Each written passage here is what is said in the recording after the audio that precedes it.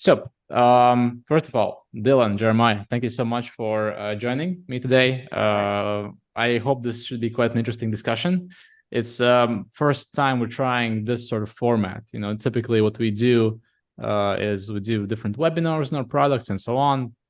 But this time we're trying something different, essentially a live discussion, which hopefully should benefit a lot of you guys watching, especially those of you who want to sort of elevate your operations, go into those higher paying drone jobs, or maybe just start your own drone business. So yep, welcome everybody. Maybe let's do a bit of how to say warm-up questions. Just to introduce ourselves to the viewers. Maybe let's start with I can actually start with myself, and then we can move on to you guys. I think that makes most sense. My name is Kristaps. I am the product owner of UgCS here at SPH Engineering. So UgCS is flight planning software for drones. And I got into the drone industry back in 2014. This was, still when everything was new, when I think DJI had maybe just released the first Phantom or the second Phantom. I remember that. Ever since then, I've been here in this company. A lot of stuff has changed overall in the industry. A lot of different new niches have emerged, such as, putting different sensors on drones, doing drone shows in the sky. Drone flight planning itself has changed quite a lot. So here hopefully we'll get also a chance to discuss, where it might all be headed in the future. I'm joined here, like I said, by Dylan and by Jeremiah. So maybe Dylan, you can do a bit of introduction about yourself. Who are you, and how did you get in the drone industry?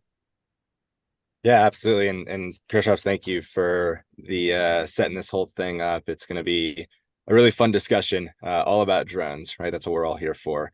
But yeah, similar to you, I started 11 years ago flying drones back when the Phantom 1, Phantom 2 came out. Made the custom modifications on there to put the GoPro, and we're just flying it for fun. Convinced my dad to get it for me for Christmas, and try to do it for commercial real estate. But me being a young teenager, I thought it was just cool to fly the drone around. Fast forward a few years, I actually started using drones in production. So shooting TV shows, music videos, directing for a few different companies, leveraging drones as kind of the aerial cinematography tool, up until an opportunity fell into my lap about 6 years ago for doing mapping and photogrammetry for construction projects.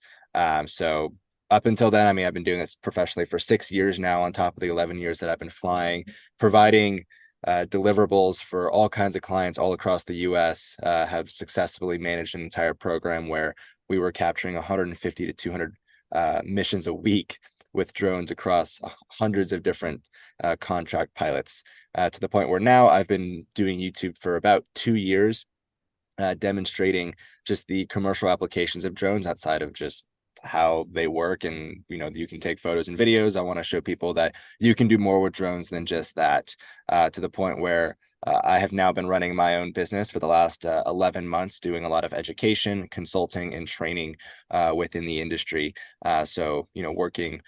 Working with you, Kristaps, on developing some of these use cases with your software. And I know, Jeremiah has probably experienced a lot of the same things with educating a lot of his clients on how to get up and running with a lot of these tools. Because at the end of the day, all this stuff is tools. But we're going to be talking a whole lot more about that within this discussion here.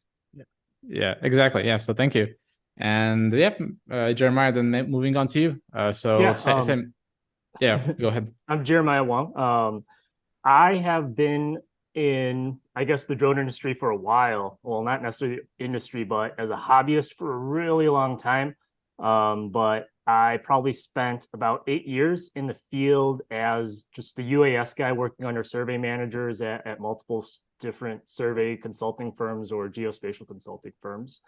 So I've been the guy out in the field, like pounding stakes and hubs and things like that, shooting curbs and gutters. And then when I first started back in 2014 commercially, that's where I got hired in to do work as a 3D modeler and animation guy. for just civil construction things like Zoo Interchange out in Milwaukee. In Wisconsin, I kind of helped animate and made all those fly-through videos and stuff like that. Found out I did drones as a hobby. That's where I got into drones. So I've always started out in like RC cars and all this fun other stuff as a side hobby, and just eventually just got into the commercial space by luck. And then I just started failing up. To be honest, yeah, failing up and getting really lucky. So worked for that civil consulting firm, and then just started moving around to different firms, gaining experience and using these drones. And kind of, since I started doing aerial mapping and surveying so far back, there weren't that many pieces of software, not many things. So it was just like a lot of struggling through stuff and just learning a lot, which is why I always try to do my best to help out and teach other people too. But after a couple of years, I was out in Indiana working at a firm that went to Milwaukee. Ended up leaving that firm in Milwaukee and found a job working for Frontier Precision Unmanned. And definitely that was my introduction into sales, and more or less no longer the bigger picture, or no longer just working with the drones, but bigger picture in terms of how everything works together. Sales side of it was definitely interesting, but definitely can say that I am kind of happy to maybe, I guess, open my horizons and do more things. So it's more or less just going out and doing stuff and helping people learn and teaching people, and yeah, seeing what I can do. So more or less is tons of background. But in the end, I just want to help people. So. Well, all right. Thank you for an introduction. And yeah, I think then let's probably try to move on into some questions we have. So you guys also sent in a lot of questions. So I think for now, at the very beginning, let's maybe try to cover some of the ones that I think, we should cover here in any case. And then we can move on to, when all of you were registering for for this event on Zoom, then there's also the kind of open question on what you want us to discuss, and we're here to essentially discuss what you guys want to hear, and to give you the answers that you want, that you are asking for and want to get. So yeah, I think then probably we can get started. So maybe first, one of the things, so even though we kind of maybe did cover it just now, but overall, what has changed since you got started in the drone industry? If you had to, obviously quite a lot, but if you had to name, for instance, 3 things which have changed, what would they be? Maybe Dylan, let's start from you. Probably the biggest thing is reliability in the platforms. I remember starting back in the day, every time you threw the drone up, it was hoping that you would have it come back to you eventually. Yeah. Reliability, I think, is the biggest one. Probably the efficiencies as well, right? Back when the Phantoms first came out, we were getting 15 minutes of flight time on a really good day, to the point where now with a Mavic 3 Enterprise or even an M300 and even some of the other drones on the market too, you're getting 35, 40, 50-minute flight times, which is honestly really impressive, especially carrying a payload, which is crucial, especially for the infrastructure industry when they have to scan a lot of poles or telecommunication towers. The longer you can be up in the air, the more data you can capture, right? And probably the third biggest thing is the software support, right? There was always the hardware in place, but software has come a long way in giving us more creative, simplified capabilities in interacting with the hardware itself. Obviously, right, Kristaps, you work there creating fantastic flight planning software, which goes far beyond some of the others on the market. And I personally use it. I've owned the product for several years and have used it in my workflows because of the way that interacts with the equipment compared to what's just on the market outside of what you guys have. So I would say those are the biggest 3 things: is reliability, the longevity in terms of flight times with efficiencies, and then the software has come a really long way with all this stuff. Yeah, I 100% agree with all the points, especially the one about drone reliability. And man, I remember when we were also just getting started, and it was not nearly to the level of reliability we have now. Now you can have, the M300, for example. A lot of our customers who use UgCS, for example, they're flying like these power line corridors with LiDAR. And it's hard to imagine using any drone back then to do that, because there'd be so much risk of, the drone just having some sensor error, going into flyaway or falling down. So I think that's one of the big reliability is one of the big cornerstones probably now on which all this industry sits. As for me, yeah, then probably point number 2 would be the software, really, because what we make also has come a really long way, and there's still so much more that is in the plans for UgCS software. So also that's something that has changed quite a lot. And then another thing, I guess, would be LiDAR surveys, since back then, at least I don't remember that many guys using LiDAR. So that was something that for sure emerged out of everything, and that's, I would say, now probably one of the fastest growing fields in the drone industry. So yeah, those would probably be the points from me. And by the way, somebody, Dylan, gave a shout out to your drone courses on our YouTube comments, saying that your classes, Austin, is legit, and that they're recommending to attend your classes to anybody who's interested in drones. Sweet. Well, I only have one left, so one left for the year. Where is it taking place? It's in Dallas this weekend on all Saturday. Right. Anybody can still sign up for it, or is it already all sold out? We have 3 spots left, so. Oh, all right. So to anybody who's still interested in learning more about drones from Dylan, there's your chance, in case you're based in Dallas or somewhere nearby.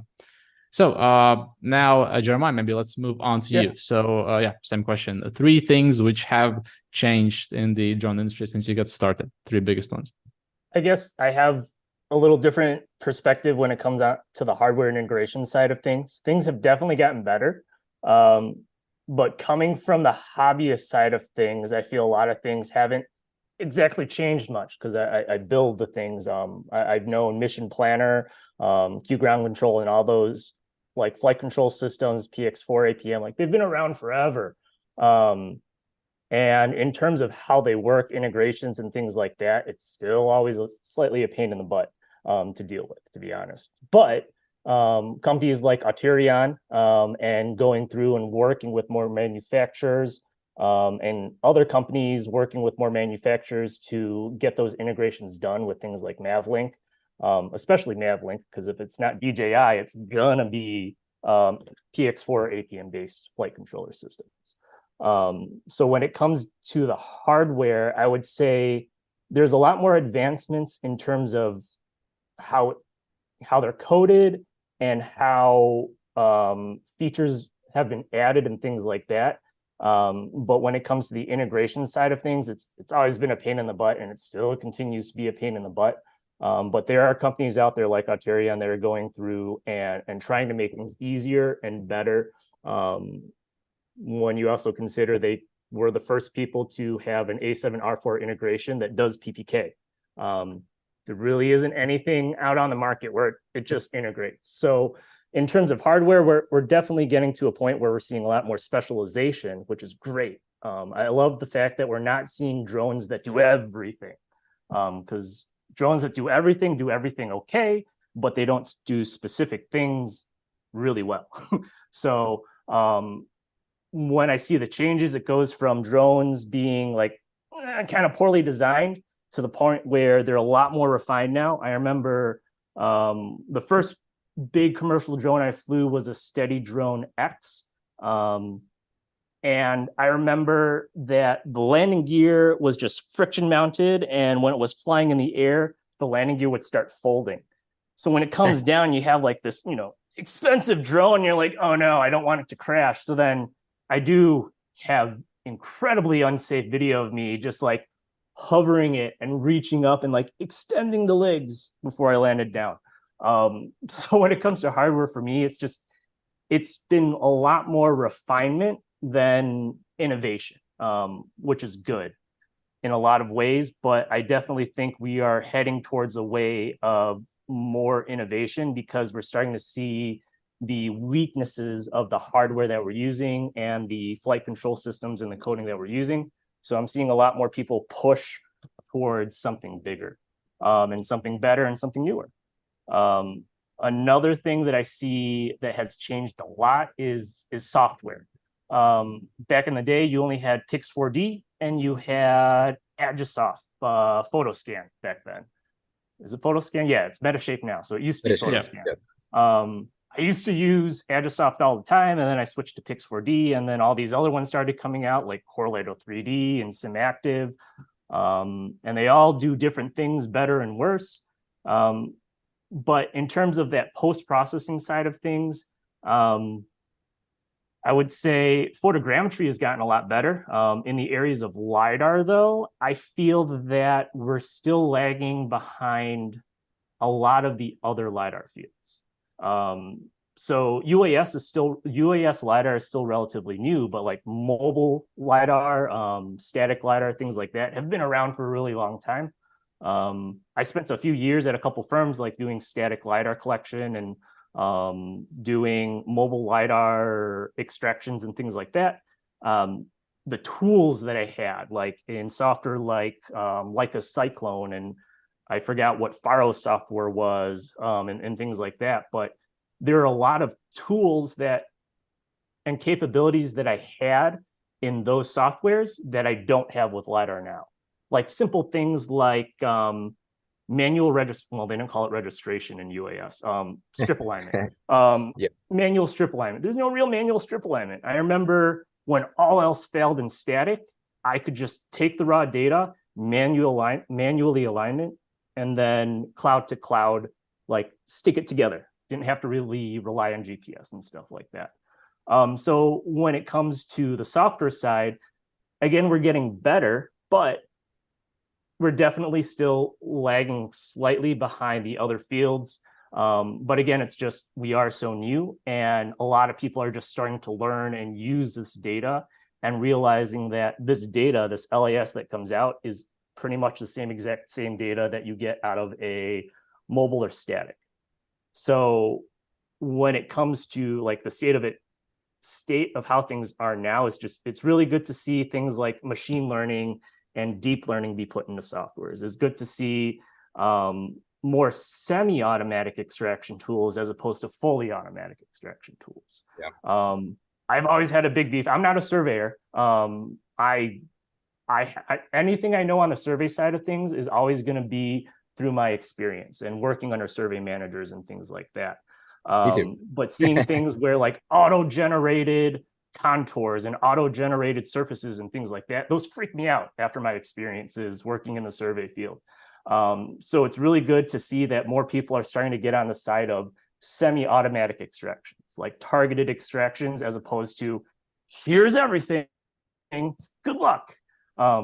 So I'm hoping that at some point, like at least on the mapping surveying end, we start, like the UAS industry starts working with the survey mapping field more, like companies like Trimble, Leica, Topcon, like all of those companies. If we start melding that together, that would make things so much easier for us and them too, because everything will start integrating with each other. So for me, it's just, we're coming to the part where we're finally specializing and refining. And I feel that in the next few years, that is where we're going to be, is we're going to start seeing better software, better integrations in terms of extracting software and things like that.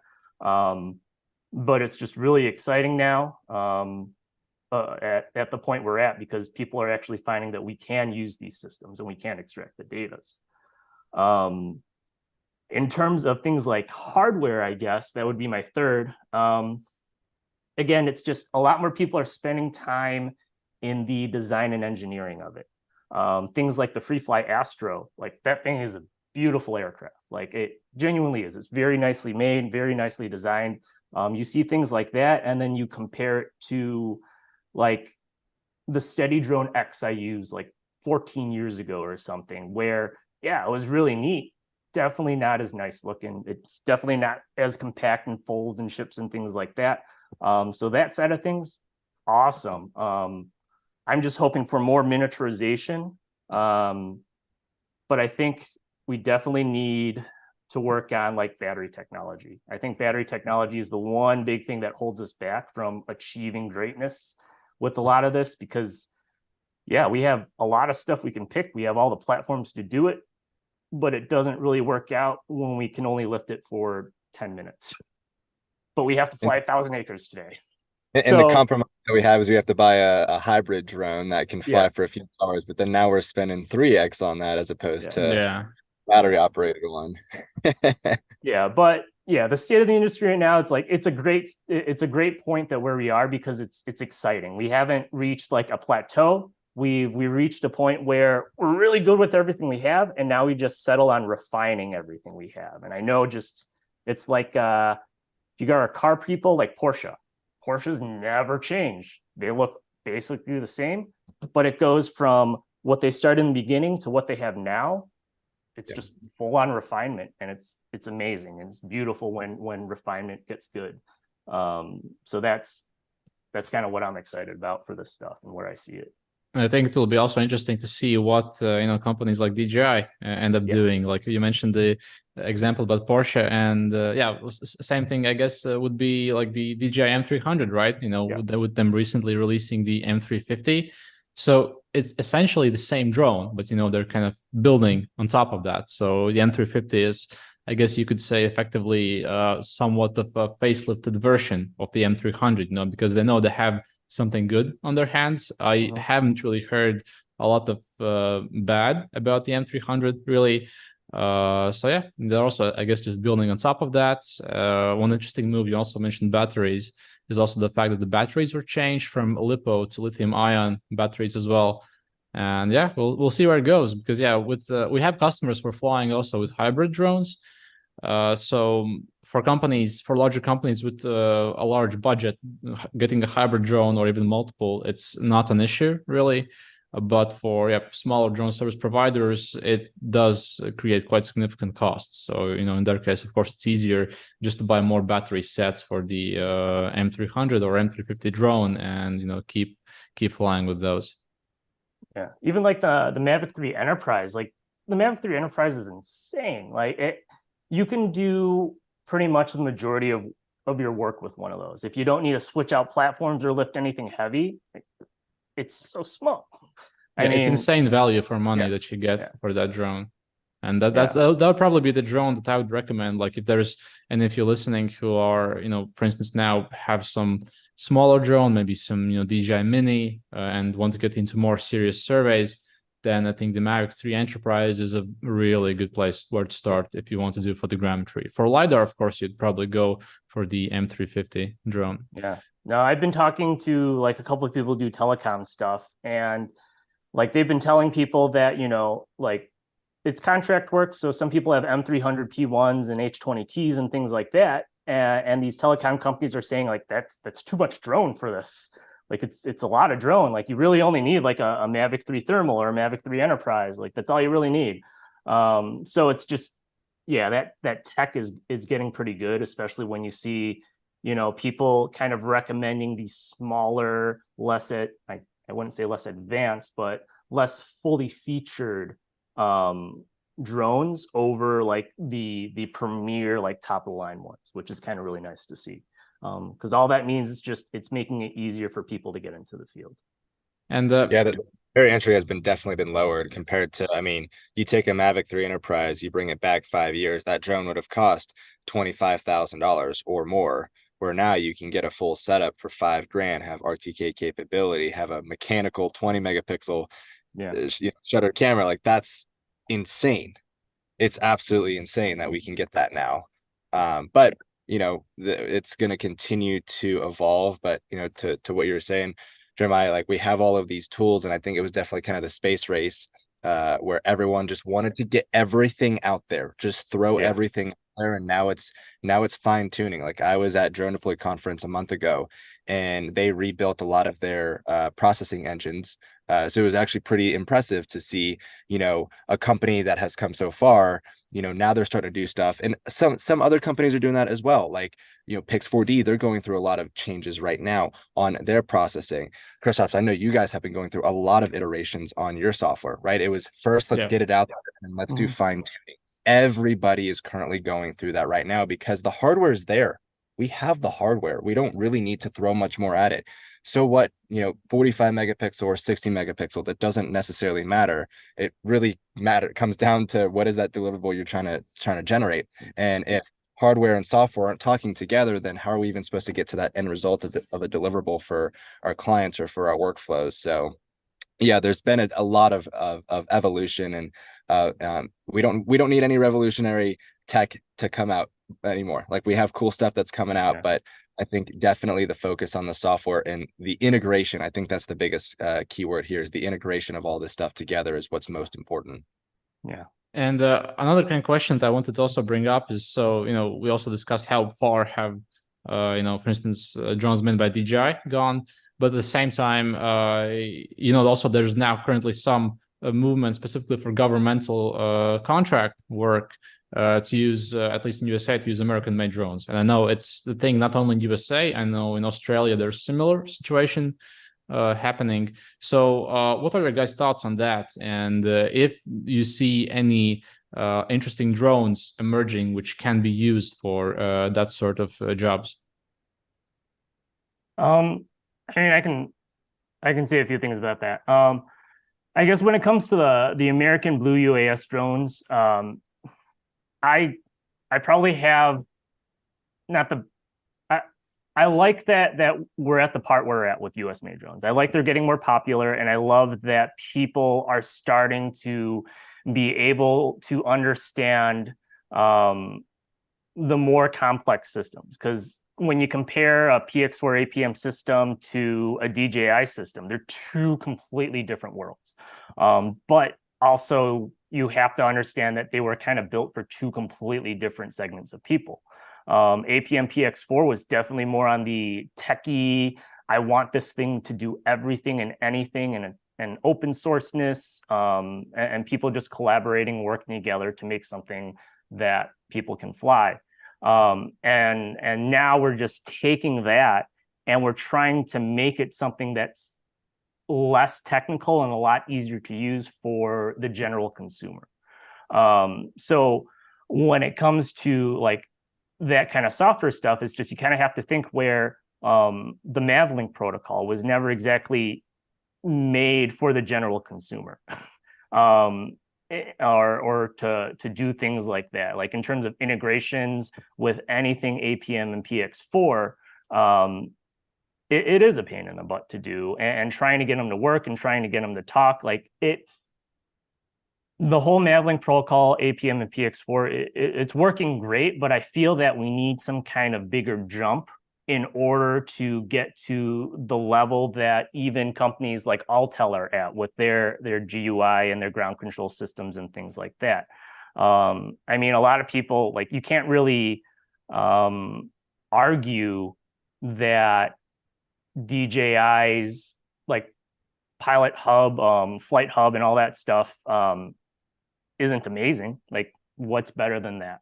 So when it comes to like APM PX4 based things, it's just, I feel that we definitely need to either change things up a bit when it comes down to it to make it easier, and make it easier for people to use and integrate technologies into it. And I just feel that once we get that going, we might actually have a better chance in being able to sell a UA or US made platform in place of something like a DJI unit. But we're definitely getting there. Like, it's great to see all these platforms coming out. It's just, again, when you go to the APM PX4 Blue AS route, it can become a support nightmare too, because when you get into that space, it's all component based. Like, I don't want to pick on any companies, but in general, you kind of, you have these companies, you talk to them, but the flight controller is made by like one company and the GPS is made by another company. And then like all your parts and components are made by a different company. And then when I worked at a place doing support, I'm like, I can ask this like free fly or inspired flight. But in the end, the only one who's going to really give me a good answer is if I reach directly out to like MLIT or something for their like integrations with the AirPixel and things like that. So we kind of need to figure out that kind of standardization in terms of protocols and things like that.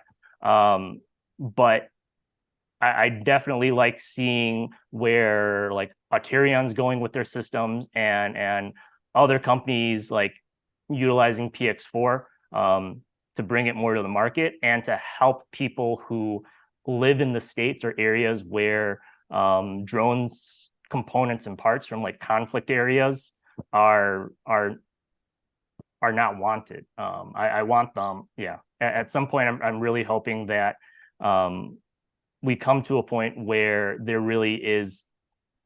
You can look at a DJI and you can look at a US made drone and just throw your hands up and be like, I don't know, man, just fly them and see what you think. Pick the one that you like better. Because at this point, it's more or less just you need a US made drone. We have these. Like, I can guarantee you it's not going to be a streamlined and amazing experience as a DJI, but it will get your job done. It will just take a little bit more work. But we can still get those jobs done. And that, in the end, is what matters to me.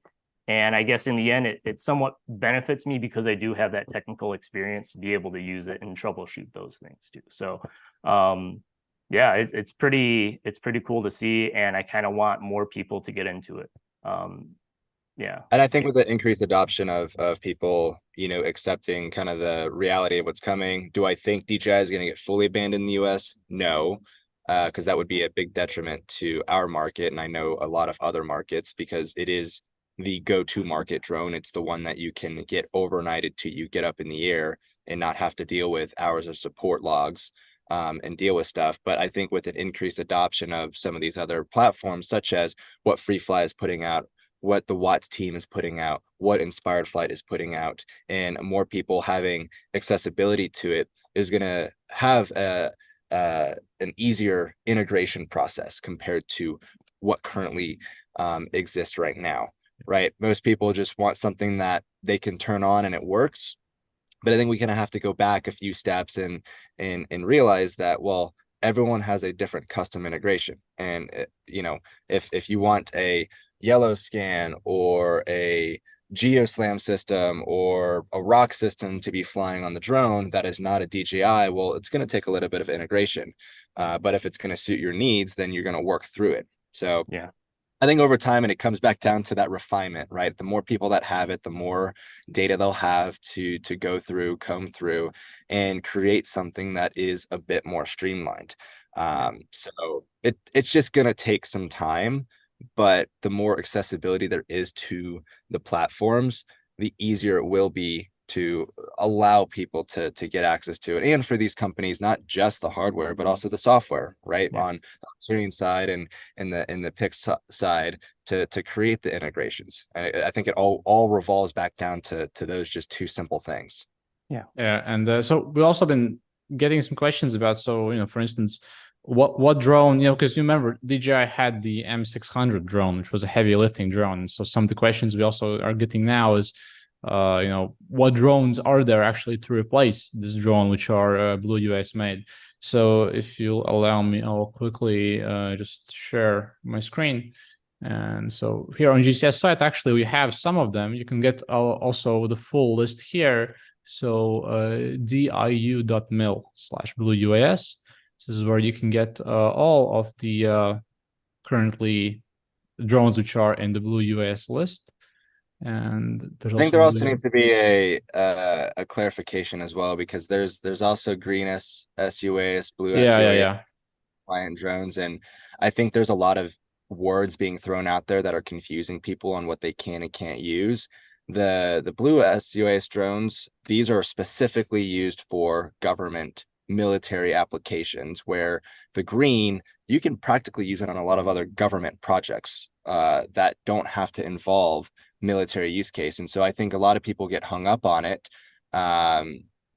because we have the Watts team, right? They just got a few of their drones on the green list, which is really cool to see, right? And it's not, you don't always have to buy that NDA compliant drone, because not every single project you're doing requires that. There's also a bunch of loopholes. I know in Florida we have had some of the strictest regulation come through in blocking Chinese drones. But if you are a contractor and you are subcontracted, you can use a DJI drone all day long. There is nothing against that. So there's all of this weird language. I mean, this whole thing is, in my opinion, it's all litigation. It's all just lobbying. And this is a whole other conversation separate from this. But I think that there needs to be a distinct clarification between the different classes of drones, depending on the application and the use case for it. Because they like to make it really confusing, and they'll charge you, 2 to 3 times more for a blue SUAS drone compared to a green SUAS drone. So where is, by the way, the list of, sorry for interrupting, but where is the list for green UAS? Because I'm trying to find, and at least here in the AUVSI site, I only found they have Skyfront as one of the companies. Rest are shown as in process. Yeah, but in any case, Watts. I think this is a little old. Could be, yeah. But I know that at Commercial UV Expo a month and a half ago, that one of the Watts Prism drones just got onto it. And there's a few other companies out there too. So again, they make this super convoluted for honestly no reason at all. Yeah. Well, also, one thing I can mention is that as far as all the integrations go, that's also one of the steps we've kind of chosen to take in UgCS, is that we want to basically be one platform which supports a lot of these different drones. So, in case many pilots maybe find confusing, switching between different platforms, choosing drones. So, for instance, if you have DJI drones and, need to get some blue UAS or green UAS kind of listed drone, then the same drone will also be working with UgCS flight planning software. So, for instance, the Watts is quite a popular drone nowadays. Same with the Inspired Flight, with FreeFly, Astro, and AltaX drones. So those are all different options that you guys can look into if you want to take on these sort of projects. But now I want to kind of jump back. We should have planned actually this session, I think, for not like 1 hour and something, but for like 3 hours probably. But let's see, maybe that'll be also next episodes, because we've been getting a lot of questions actually. But let's maybe try to answer some of the ones we have also got, on the sign up. So one of the kind of most popular questions, I would say, is how do you find jobs? Let's say maybe you're starting out in the industry, maybe you have acquired yourself Mavic 3 Enterprise drone with the RTK module. So how would you go about finding jobs in where you are? Is there any platform that you guys can also recommend, or how to also better market yourself? I guess that's also part of the question here. I'll go first, because I know mine's going to be a lot shorter than Dylan's. Mainly because, like, I'll be honest with everyone. Like, I've never really started anything out on my own, by myself. I've never had to go out and find jobs and do things like that. Because for me, I always worked for a consulting firm or some kind of firm or some company where I didn't really have to. They have existing customers, and then not only that is I can use their power and leverage them to get jobs, and leverage their network to get jobs. So for me, I just come from a different perspective, not from like a startup perspective. And for me, like, I talked to a lot of people on, how to get jobs, and I just came to the realization that I really can't give good information on it, because I've never really experienced it enough. And I wish that I could do that, because honestly, I kind of think about going on my own. So it's one of those things where I'm kind of in the same boat. Like, I don't know how to find the customers. I don't exactly know what to do, because my entire life I was just given the work. So for me, it's just a little bit different. But I definitely can promote the idea of working for someone, especially when you start out. If you work for a company, like for me, that's where I learned everything that I know now. That's where I learned survey work, how to set up GPSs, shoot points, calibrate to section corners and create and like all those kinds of things. It's from experience, and it's not anything that I would be able to learn if I was out on my own by myself, nor would it be something that I would be able to afford to do on my own by myself. Like there's no way I can buy like a, $20,000 plus GPS unit from Trimble. There's no way that I'm going to be able to buy a like $20,000 kitted up like inspired flight drone or Alta X or something to go out and do these jobs. So for me, I'm just like, who can I work for? Who can I learn this? And then I gain my experience, and then I start pushing out to go out my own. Because that way, I'll have my connections and I'll have ways to get what I need done. So, yeah. I kind of fall on actually both sides of it, where I have been in a position where I've built up 1-2 different DSPs. I actually sold one of them. And I've also sorry for if it's a stupid question. What's a DSP? Drone service provider, right? Service provider. All right. Sorry, getting into all the little acronyms here.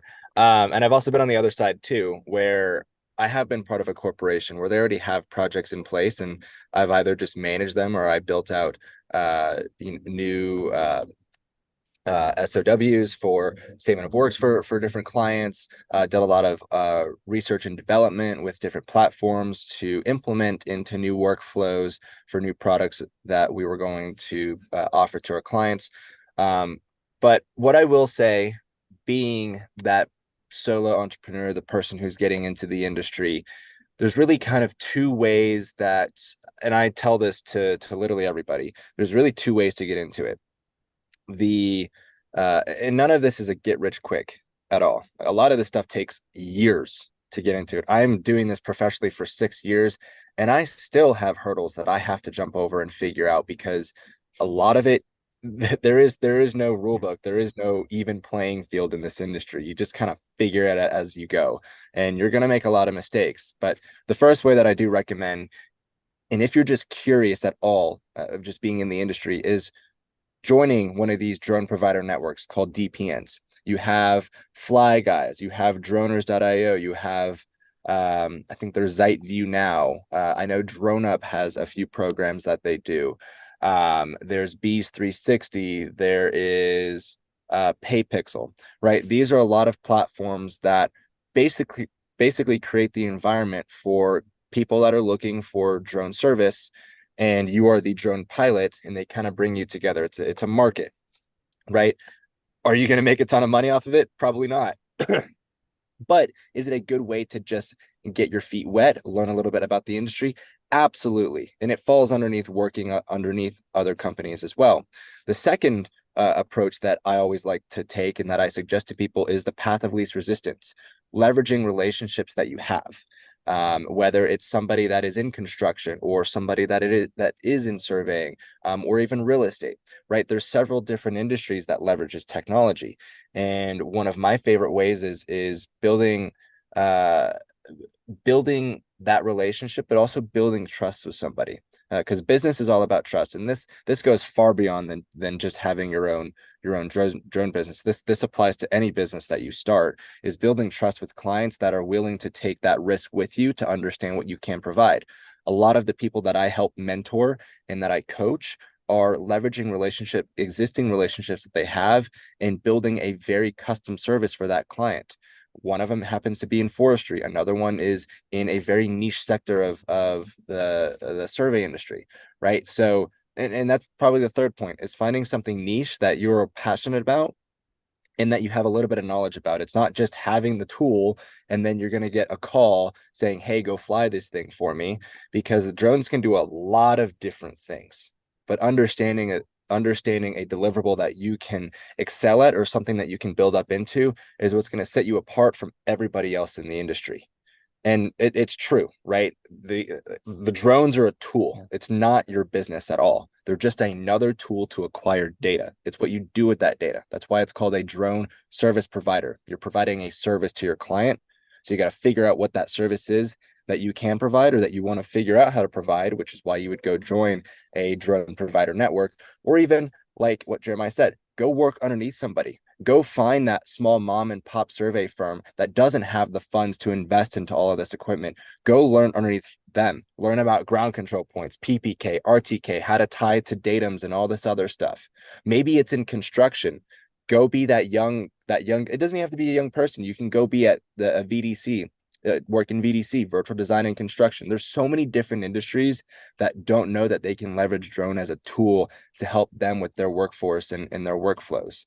So that's just kind of the advice that I like to give to really anybody. It's a long, it's a marathon. It's not a sprint. And we have all been in this industry for over 10 years. We have over 30 years of experience of being in this industry, and it's still relatively about the same in terms of how to just get into it. There is no shortcut. There is no easy way to do it. It takes a lot of grit and a lot of work and a lot of learning opportunities is what I like to call them. I don't call them failures. I call them learning opportunities. So that's just the advice that I have. No, I think it's a really great answer. And I think one of the key points you also made is what's important is specialization, because with each, there's so many different industries, so many different applications. And I think, to get started and, to get started in getting those jobs, it's, I guess, good to, again, disclaimer, I haven't been working as, drone pilot myself, independently. Also, I've been working in a company, but from what I would have to say is that, find your specialization, find what you want to do. Some of our pilots are, for instance, doing vertical inspections with our software and their drones. Some are inspecting telecom towers. And some are simply doing photogrammetry missions or flying photogrammetry corridors. So there's a lot of different ways how you can get started there. And I guess you just need to figure out what tool you have, what jobs can you do with said tool, and then just get into it. Like Dylan you said, go get your feet wet, start getting clients, and see where this road takes us. Takes you. I definitely can say though, it's just the biggest advice I have, and I don't know if Dylan, you have a differing opinion about it, but whenever I talk to a lot of people and they ask the questions like, what do I do? What do I get? It's either the people who are looking for the equipment or they've already bought the equipment. But the biggest issue is, like you say, it's the specialization. Like a lot of people are like, oh, I want to do aerial surveying and mapping, but I want to do construction monitoring and then agriculture and then inspections. I'm like, no, you got to focus on one of them, get really good at it, and then move to the next one. And that's how you can build your business. You need to have that base at least, instead of just going all over the place. So specialization. That was my failure too. That was one of my failures very early on. I was the yes man. I said yes to every opportunity. Agriculture, yes. Thermal, yes. Mapping, yes. Cinematography work, yes. And that's what actually ruined both of my first two drone businesses. It wasn't until my third that I picked a specific niche and then just put 150% into it. And I think the second thing that I forgot to mention, and is again one of the reasons why I am providing a lot of education to the industry, is learning. Right. You have to learn the fundamentals of these tools. You can't just go to Best Buy, go get a Mini 4 or get a Mavic 3 and call yourself a professional. It takes years to learn all this stuff. And when I was first doing this, and it still kind of exists to this day, there is not a lot of information about how all of this stuff works. And education is, I think, probably about 50% of what you should focus on, especially when you first start out. Learning how all these tools work, learning how the drone works, learning how the software works, doing test data sets. But also, education also goes the other way too. Educating your clients what you're able to provide, because most of the time people have no idea what drones can do. People hear drones are like, cool, you can take some photos and videos for me. What does that mean? Where understanding what you can do with your tools and educating your client, I mean, this is sales 101 right here. That's how you're able to be a drone service provider. So that's probably the second most important thing within the industry, is not just picking a niche and getting into it, but educating yourself, finding resources online, whether that's through some of the YouTube videos that I have, some of the YouTube videos that other people have, online courses, in-person demonstrations. If there's any opportunities near you, go attend. I promise you're going to learn at least one or two things. Even if you may think you know everything about the system, you're going to learn something new. Yeah, exactly. And so Before education. you go, yeah, sure. I want to say one thing though, or two things is, if you're going to do this stuff, there are two basic things that everyone needs to know, especially if they go more on the engineering side, but in general overall, is just learn photography. Take a photography class. It's like the basis of what we do is photography. Like there are so many people that don't understand how to read light or how to like they fly a mission and they say, my picture's all blurry, it's supposed to be beautiful. I'm like, well, it was an overcast day and your shutter speed, it's like 1/1000th of a second. Like, what do you expect, buddy? But they don't know. So it's just basic, just even like pick up a basic photography book and learn what like your shutter speed is, what your aperture speed is, what ISO speed is, learn what depth of field is and things like that. And those concepts, those simple basic concepts, just it will change the way you do everything, because at those times is you'll walk onto a site and you'll see it's like a partly cloudy day and you'll be like, ah, crap. This might not be a good day to fly, especially if it's a time with a place that has a lot of vertical surfaces, because you'll have a ton of shadows and your time of day and things like that. So learning photography is probably really key to a lot of the fields within UAS. But if you start getting more into like the construction and that end of things, is learn survey stuff. Pick up a book, learn survey stuff. That is the one big thing that no one understands, and is the one big thing that all surveyors or people who work in the surveyor field or that field jump on everyone about, because everyone wants to go out and map, everyone wants to go out and survey and generate contours, but no one understands the liability that comes with it and the education required to ensure that someone will put their official stamp on that document. So if you guys are starting out, just learn some survey work and learn photography. Like those are the two big things that I definitely would recommend to do, and it would make your life so much easier in the end. Yeah, right, no, I think very good suggestions as well. This kind of a bit brings me to the next question. I think we can maybe try to cover. I've also been getting this quite a few times here. So I think a lot of people, they're wondering, so, okay, let's say they go out, get the skills, have the hardware and the software. But then, the next question is, okay, so how should they actually price everything? So how much should you as a pilot charge for your services? And also, for instance, I know that it can be way different depending, obviously, on what is the data you deliver. If it's simply, photogrammetry report, or if it's LiDAR data, it will be quite a big difference, I would say. So yeah, what's your guys' input on that? So how should a drone pilot charge for the services? Should it be per hour, per project? And if per project, so at least how to understand, at least some rough estimate. I kind of build it backwards. So I'll understand what my client needs are. What are they looking for? What deliverables do they need? And then build backwards from there, right? What is the cost of acquisition? How long is it going to take me to acquire the data that they need? How long is it going to take me to process the data? What equipment am I using? Am I using a Mavic 3 Enterprise, or am I using a $70,000 LiDAR setup, right? There's all these different factors that come into it. How far is this project, right? Is this an ongoing project? There's all these different factors that go into it. And I typically line item everything. So if it's LiDAR and they just need some topo work, then I'm going to do it on a per acre basis for capture, processing, and then create factors for deliverables as well. And those are just kind of one times. And then everything else kind of just gets baked into it.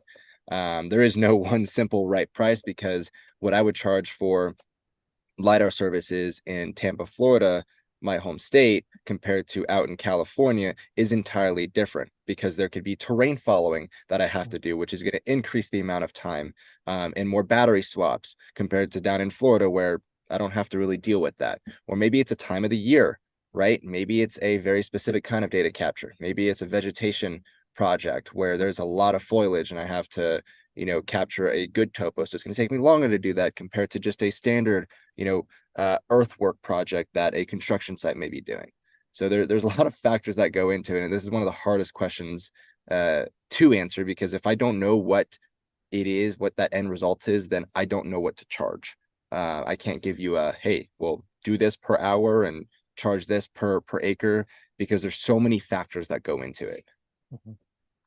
Yeah, like everything he says is valid. Like it really just depends on the situation, and this depends on like what you're flying, like that specific project. The biggest thing I tell people to always ask for is a KML boundary. Like you get that KML boundary. That is the one thing that you always want, and you want that first.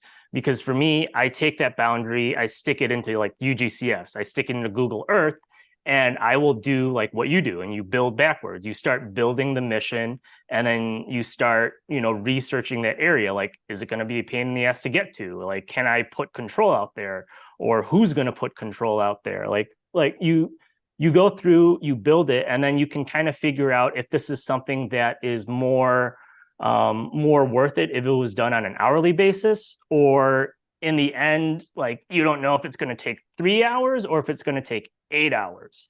So maybe you want to move to a more daily rate kind of structure.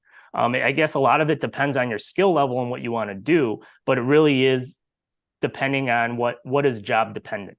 And then the other factor I like to think about too is just, especially when you're starting out, instead of charging what you want, charge what you need, like what you need to cover your costs, what you need to be profitable, and charge that until you are somewhat profitable. And then you can start doing, like we said, specialization, like you can start adding things into it. Like, so now you want to give them like an ortho footer or something, that's when you can start adding in your costs and your fees. But at the start, I feel like you have to build that base, and you have to, like, you can't go out and like right away and say, I will go fly this 100-acre thing, but you will need to pay me like $4,000 for it. No one's ever gonna take you seriously, because you have no reputation, you have none of that. They're just gonna look at you and be like, okay.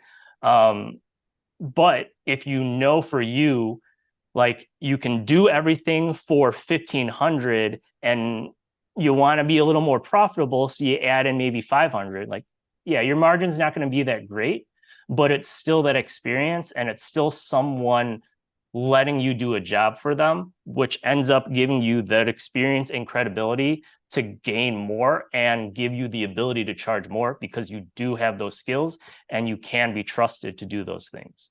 So it's just, again, you have to build that, especially when it comes to cost and pricing. Like for me, in terms of the places I've worked, like most of the time when we started, or when I started out, when it was just part 107 and part section 333, like I worked at survey firms. I charged, or, the project manager charged the daily rate for a 2-man crew. Daily rate for a 2-man crew, what at that point in time was like 150, 160 an hour. So again, it really just depends on where you work, and just, how pricing works in that field that you work in. In the end, like, a daily rate for like $160 an hour, like, yeah, that's going to be about how much I charged if I went out for like an 8-hour day. So it's just, it depends if you want to do, flat rate, or if you want to do an hourly. But in the end, it's just, at the start, just be reasonable. Like in the end, it's just, no one knows who you are. No one knows like if you have any certifications or licenses or things like that. In a way, you kind of do have to prove yourself, but you still have to survive. So just, instead of think about getting rich quick and making a ton of money, just get your experience and just be a little bit profitable in it too, so you can get more equipment. But that's how I see that part. Yeah, no, I think also both of you gave quite good answers to the pricing part, and well, guys, hopefully it answered the questions you had. Yeah. And speaking of them, our time is limited, so I think we'll answer a few more questions because I know, Dylan, you have quite a long ride. I had a few, quite a long drive. So yeah, I think one of the things, so well, maybe some of you guys are typing in the questions that you want to get answered. I think one of the things we can discuss is, so where's this all headed? What do you guys see as what could be the future of the industry? What things would change in the UAV industry, say, in the next 2 to 5 years? What do you think? There's definitely a lot of automation coming, for sure, but that does not necessarily mean that there's going to be jobs replaced, because with all this automation, there still needs to be a experts behind it, subject matter experts guiding all of this stuff. Just because we have all these cool AI and ML models coming to software for analysis and processing, well, if you give it a bad data set, it's going to give you a bad result, right? And so you still need to kind of baby it in a way. We also still have a lot of legal things that we're dealing with here in the US for BV loss and some other stuff, even though that's about to change here pretty soon.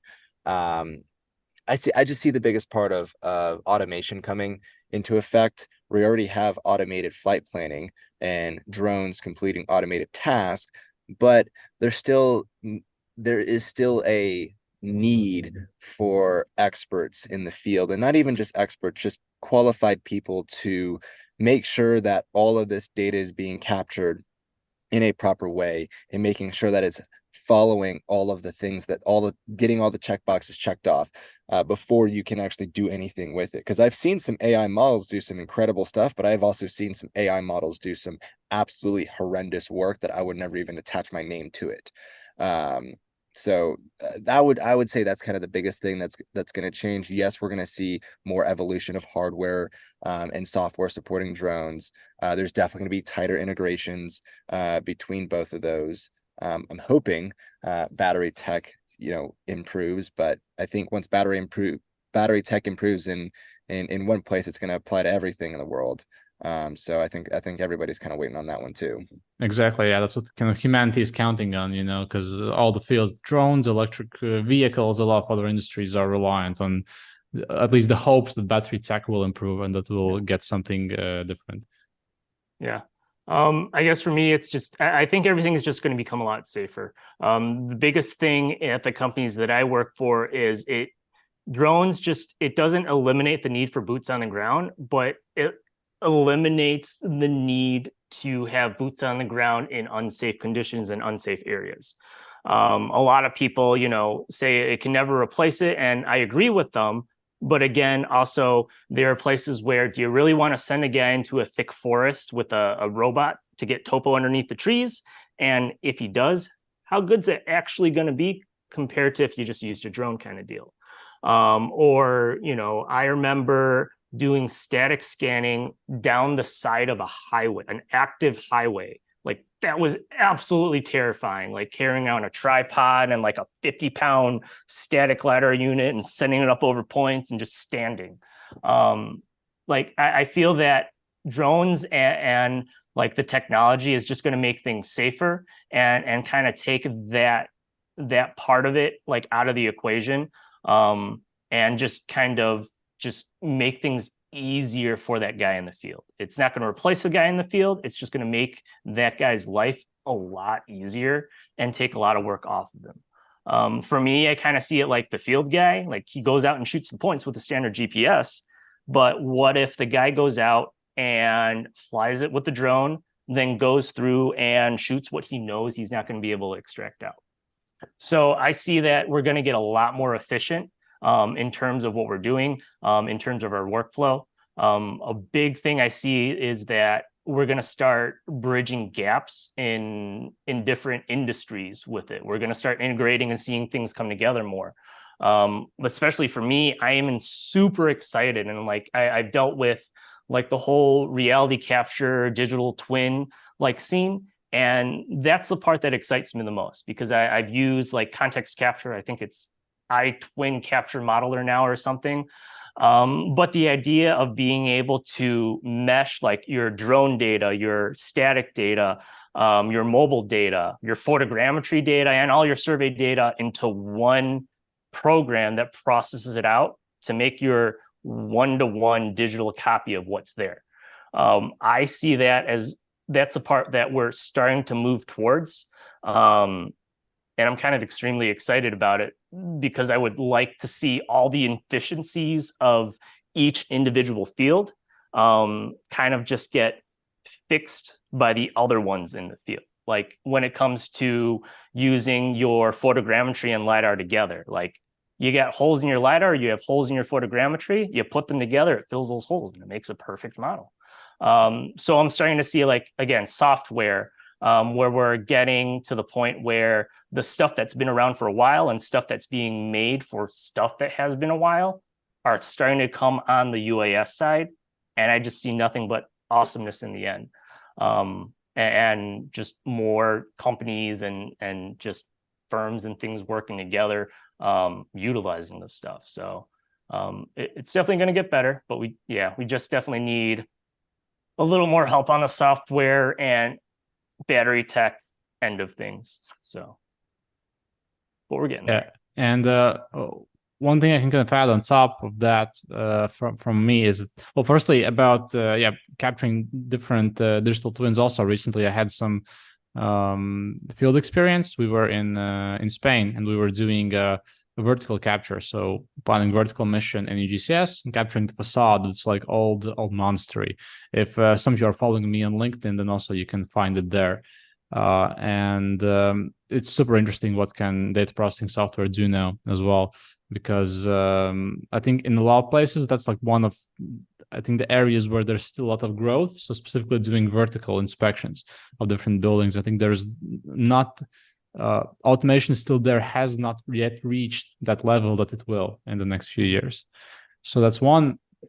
And another thing probably is, one thing we're not seeing enough is some might sound a bit sci-fi, but maybe some like collaborative work of drones. Because for instance, now I know some of you guys, you're flying these really long surveys, and in a lot of cases, only one drone is being used. So I see that things will also be changing there. One of the kind of shameless product plug, but one of the things we've been working on is also UgCS Commander, which allows to launch multiple drones at the same time. But at the same time, you know, there's in some places in the world, there's issues with legislation to be able to do that. In some places, they're not, and it's wide open, and you can do surveys with a few drones at the same time.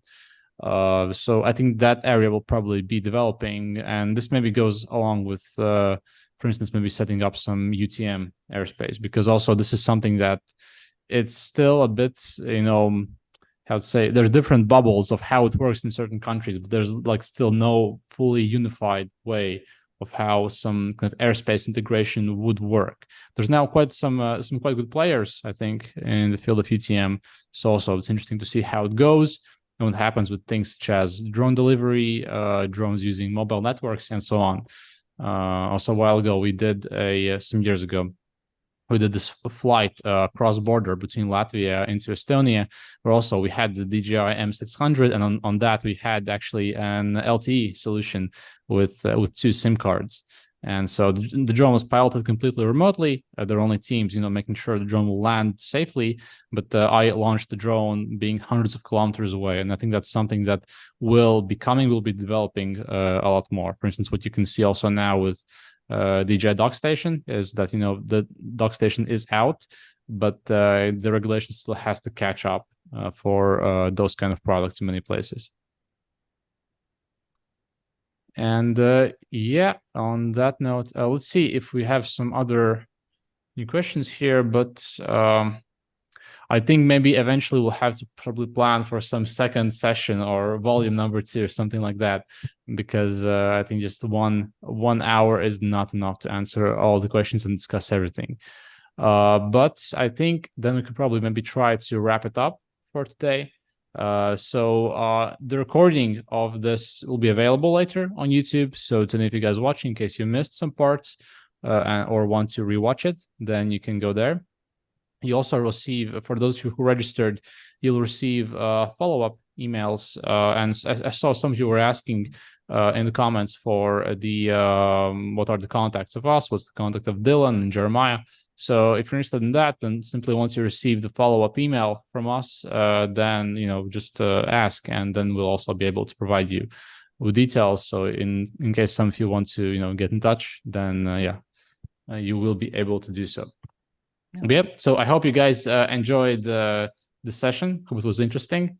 I see the comment, Ronald, from you that also considering a series which are market specific, also a good suggestion. So let's see. We'll probably discuss after the event, and we'll see where this goes. Maybe we'll do some volume 2 or volume 3. So yeah. And I think then that's about it. Maybe you guys have some also closing remarks you'd like to say. No, we just appreciate you putting this together, and definitely had a really good discussion about all this stuff. It's good to bring all of us together into the room sometimes. We're all often also busy working in all of our little silos. It's great to get all these different perspectives, all at the same time. Yeah. Same deal. Like, thanks for putting this together. Hopefully it helped a lot of people out, or at least people watched it or will watch it. And again, it's just like, in the end, I think we should definitely do things like this more. Or in the end, it's, if you have questions, reach out. I know I am extremely active in social media. Some of you know me from Reddit and things like that. So again, it's just, if you have questions, if you need help, don't ever not reach out and not ask for help. Always There's no stupid ask questions if you need help. Yes. There are no stupid questions. How we got to where we are. But it's just, that's a big thing. It's just, if you're struggling, just ask for help. In the end, there are plenty of people who are willing to help. We are a small enough industry still where a lot of us do go above and beyond to try and help others get where they want to go. And it's kind of exciting still. And hopefully it stays like that my entire career in this field. But again, it's just, just reach out if you ever need help, and just learn. That's the biggest thing, is just learn. So. And speaking of reaching out, in case also you want to get more in touch with me or with Jeremiah, one of the communities you can also join is on Facebook. We have a group of UgCS users. So guys who are using our flight planning software and just drone pilots in general. And so if you just search in Facebook groups UgCS drone pilots, I think you should be able to find it. So you can also join. I know, Jeremiah, you're quite active there, and I'm obviously quite active there as well. So also, in case you want to hear more about different product releases, or if you also actually want to just learn more about UgCS and how to essentially gather more accurate data, how to elevate your flight planning, you can join there. You can also, of course, take the trial of our software. And so hopefully this was helpful for you guys. And then I think let's say that's it for today, and see you in the next one. And thank you, Jeremiah and Dylan, for joining. Thank you. Thank you. All right. Bye.